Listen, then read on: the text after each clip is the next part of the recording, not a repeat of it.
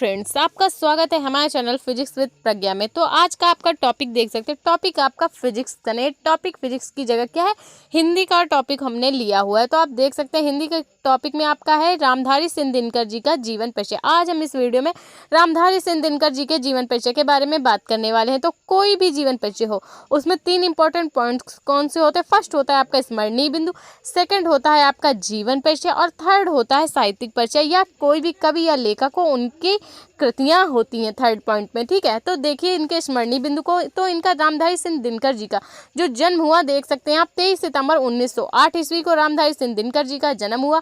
ठीक है, मृत्यु की बात करें कि रामधारी सिंह दिनकर जी की मृत्यु कब हुई, 24 अप्रैल 1974 ईस्वी को रामधारी सिंह दिनकर जी की मृत्यु हुई। जन्म स्थान की बात करें तो जिला बेगूसराय सिमरिया गाँव। ठीक है, बेगूसराय जिले के सिमरिया नामक गाँव में रामधारी सिंह दिनकर जी का जन्म हुआ। ठीक है, तो ये हुई जन्म स्थान की बात। तो अब बात करें काल कौन सा रहा इनका, कि किस काल में इन्होंने अपनी रचनाएं की हैं। तो काल की बात करें तो आधुनिक काल इनका रहा है। ठीक है, जब इन्होंने रचनाएं की हैं। विधा की बात करें तो विधा कौन कौन सी रही है।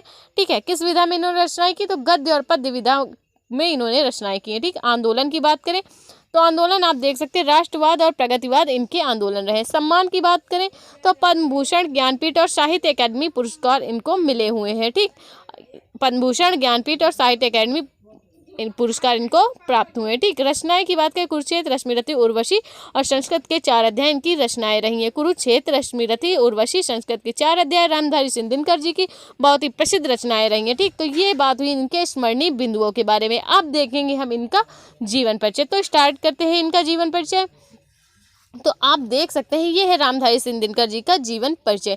तो बात करें रामधारी सिंह दिनकर जी का जन्म। रामधारी सिंह दिनकर जी का जन्म आप देख सकते हैं 23 सितंबर 1908 ईस्वी को बेगूसराय जिले के सिमरिया नामक गांव में हुआ था। ठीक है, रामधारी सिंह दिनकर जी का जन्म 23 सितंबर 1908 ईस्वी को बेगूसराय के सिमरिया नामक गाँव में हुआ था। ठीक, तो इन्होंने पटना विश्वविद्यालय, बेगूसराय जिला कहाँ पड़ता है, पटना में। ठीक, इन्होंने पटना विश्वविद्यालय से इतिहास राजनीतिक विज्ञान में बीए किया।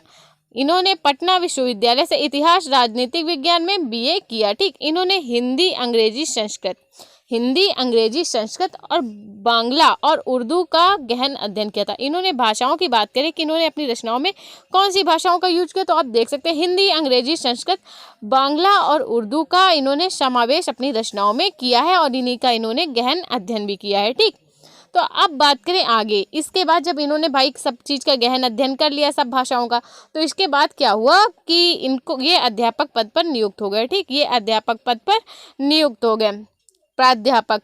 ठीक, तो अब बात करें इसके बाद प्रधानाध्यापक के बाद इसके बाद बिहार सरकार की सेवा में सब रजिस्ट्रार और प्रचार विभाग के उपनिदेशक पदों पर भी इन्होंने काम किया। ठीक है, इसके बाद इन्होंने क्या किया, प्रधानाध्यापक के बाद इसके बाद बिहार सरकार की सेवा में सब रजिस्ट्रार और प्रचार विभाग के उपनिदेशक पदों पर भी इन्होंने कार्य किया। किसने, रामधारी सिंह दिनकर जी ने।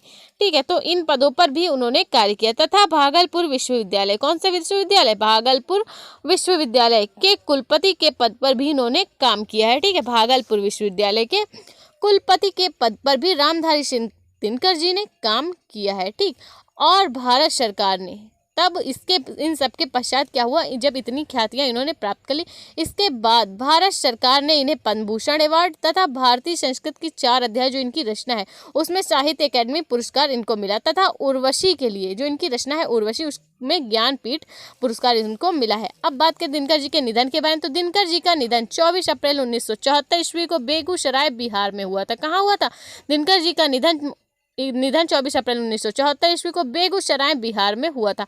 अब बात करें दिनकर जी के साहित्यिक परिचय के बारे में कि इनका साहित्य में आखिर इन्होंने क्या क्या योगदान दिया, तो आप देख सकते हैं दिनकर जी की गणना आधुनिक युग के सर्वश्रेष्ठ कवियों में की जाती है। रामधारी सिंह दिनकर जी की गणना आधुनिक काल के सर्वश्रेष्ठ कवियों में की जाती है। दिनकर जी की भाषा, दिनकर जी ने खड़ी बोली, साहित्यिक खड़ी बोली भाषा का यूज किया है। ठीक है, दिनकर जी की भाषा साहित्यिक खड़ी बोली रही है। ठीक, इनकी जो कविता है, इनकी जो पहली कविता है वो क्या है, छात्रों का भाई या सहोदर, छात्रों का भाई सहोदर तथा कविता संग्रह इनकी रेणुका रही है। इनकी पहली कविता छात्रों का भाई सहोदर तथा पहली कविता संग्रह रेणुका नवंबर 1935 ईस्वी में प्रकाशित हुई। तो ये बात हुई इनके साहित्यिक परिचय में। दिनकर जी की गणना आधुनिक युग के सर्वश्रेष्ठ कवियों में की जाती है और इनकी रचनाएं रही हैं छात्रों का भाई रेणुका नवंबर में प्रकाशित हुई। अब बात करें इनकी कृतियों के बारे में तो आप देख सकते हैं रेणुका, उर्वशी, हुंकार, संस्कृत के 4 अध्याय और रश्मि रति खंडकाव्य। रश्मि रति खंडकाव्य आपके 12th में भी है, आप देख सकते हैं। तो बात करें रेणुका, उर्वशी, हुंकार और संस्कृत की 4 अध्याय, रश्मि रति खंडकाव्य इनकी सबसे ज्यादा फेमस रहने वाली रचनाएं हैं। तो भाई अगर आपको वीडियो अच्छा लगा, रामधारी सिंह दिनकर जी का जीवन परिचय आपको समझ में आया तो प्लीज वीडियो को लाइक और हमारे चैनल को सब्सक्राइब करें। Thank you for watching this video.